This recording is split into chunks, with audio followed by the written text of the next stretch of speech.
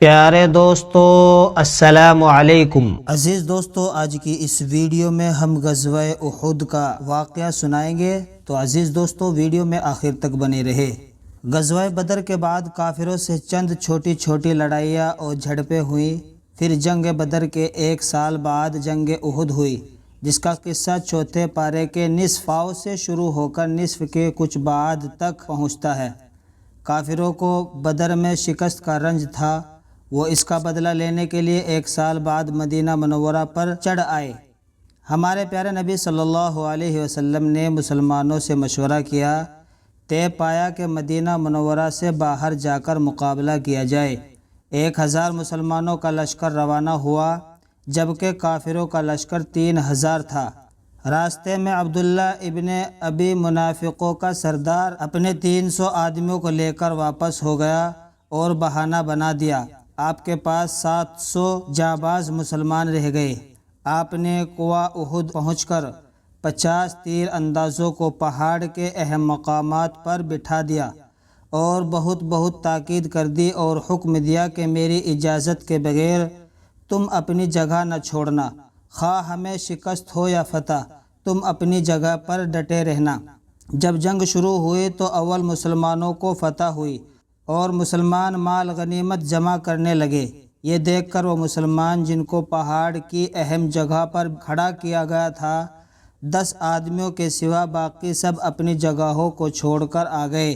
پہاڑ کی اہم جگہوں کی طرف سے جن کو مسلمانوں نے نبی صلی اللہ علیہ وسلم کی مرضی کے خلاف چھوڑ دیا تھا، کافروں نے حملہ کر دیا، جس کی وجہ سے مسلمانوں کے پیر اکھڑ گئے اور 70 مسلمان اسی جنگ میں شہید ہو گئے، جن میں حضرت حمزہ رضی اللہ عنہ حضور صلی اللہ علیہ وسلم کے چچا بھی شامل ہیں۔ حضور صلی اللہ علیہ وسلم کے پیر میں زخم آئے، جس سے یہ افواہ پھیل گئی کہ حضور صلی اللہ علیہ وسلم شہید ہو گئے۔ بعد میں اللہ تعالیٰ نے پھر مسلمانوں کے دلوں کو مضبوط کیا، مسلمان پھر جم کر لڑے اور کافر میدان احد چھوڑ کر چلے گئے۔ ہم یہاں قرآن پاک کی چند آیتیں اس جنگ احد کے متعلق آپ کو سناتے ہیں، جب آپ خود پڑھیں گے تو سب خود سمجھ لیں گے۔ اس کا ترجمہ یہ ہے، اور جب کہ آپ صبح کے وقت گھر سے چلے مسلمانوں کو لڑنے کے لیے مقامات پر جمع رہے تھے اور اللہ تعالیٰ سب سن رہے تھے، سب جان رہے تھے، جب تم میں 2 جماعتوں نے دل میں خیال کیا کہ ہمت ہار دے، اور اللہ تعالیٰ تو ان دونوں جماعتوں کا مددگار تھا، اور بس مسلمانوں کو اللہ پر اعتماد کرنا چاہیے۔ پھر آگے چل کر فرماتے ہیں، اور سست نہ ہو اور غم نہ کھاؤ، اور تم ہی غالب رہو گے اگر تم ایمان رکھتے ہو۔ مسلمانوں کو تسلی دیتے ہوئے اللہ تعالیٰ فرماتے ہیں، اگر تم کو زخم پہنچ جائے تو اس قوم کو بھی ایسا ہی زخم پہنچ چکا ہے۔ پھر اللہ تعالیٰ مسلمانوں کو نصیحت کرتے ہوئے فرماتے ہیں، اور یقیناً اللہ تعالیٰ نے تم سے اپنا وعدہ سچا کر دکھایا تھا، جس وقت تم ان کفار کو بحکم خداوندی قتل کر رہے تھے، یہاں تک کہ تم خود ہی کمزور ہو گئے اور باہم حکم میں اختلاف کرنے لگے، اور تم کہنے پر نہ چلے، بعد اس کے کہ تم کو تمہارے دل کی بات دکھلا دی تھی۔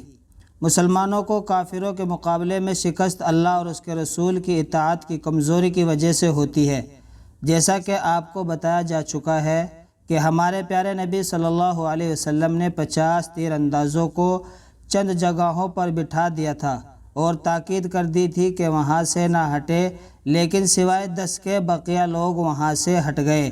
اللہ تعالیٰ اسی بات کو اس طرح فرماتے ہیں، اور جب تمہاری ایسی ہار ہوئی جس سے 2 حصے تم جیت چکے تھے، تو کیا تم یوں کہتے ہو کہ یہ کدھر سے ہوئی؟ فرما دیجئے کہ تمہاری طرف سے ہوئی، بے شک اللہ تعالیٰ کو ہر چیز پر پوری قدرت ہے۔ یہ آیت ہم نے بہت تھوڑی سی نقل کی ہے، جب آپ قرآن پاک خود پڑھو گے تو تمام حالات آپ کے سامنے آ جائیں گے۔ غزوہ احد سے ہم کو 2 باتوں کا سبق ملتا ہے۔ اول یہ کہ مسلمانوں کو صرف اللہ پر بھروسہ کرنا چاہیے کہ فتح اور شکست صرف اللہ کے اختیار میں ہے۔ صرف تعداد یا ہتھیاروں کی زیادتی فتح نہیں کرا سکتی، ہاں ہتھیار اور تعداد بھی زیادہ سے زیادہ رکھنا چاہیے کہ یہ بھی اللہ کا حکم ہے، لیکن یقین صرف یہی ہونا چاہیے کہ فتح اللہ تعالیٰ دیں گے۔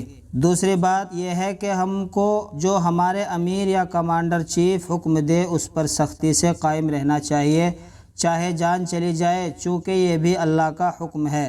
لڑائی میں فتح حاصل کرنے کے لیے یہ بھی ضروری ہے، ہمیں ان باتوں کا خیال رکھنا چاہیے۔ تو عزیز دوستو، یہ تھا غزوہ احد سن 3 ہجری کی غزوہ بدر کی لڑائی کے بعد غزوہ احد کا پورا قصہ جو میں نے آپ حضرات کو سنایا ہے۔ اگر آپ ایسی ہی اور ویڈیوز دیکھنا چاہتے ہیں تو ہمارے چینل عادل وائس آفیشیل کو سبسکرائب کریں، بیل آئیکن کو پریس کریں تاکہ آنے والی ویڈیو سے آپ باخبر رہ سکیں۔ ایسی ہی ویڈیوز دیکھنے کے لیے ملتے ہیں ایک اور نئی ویڈیو میں، تب تک کے لیے خدا حافظ۔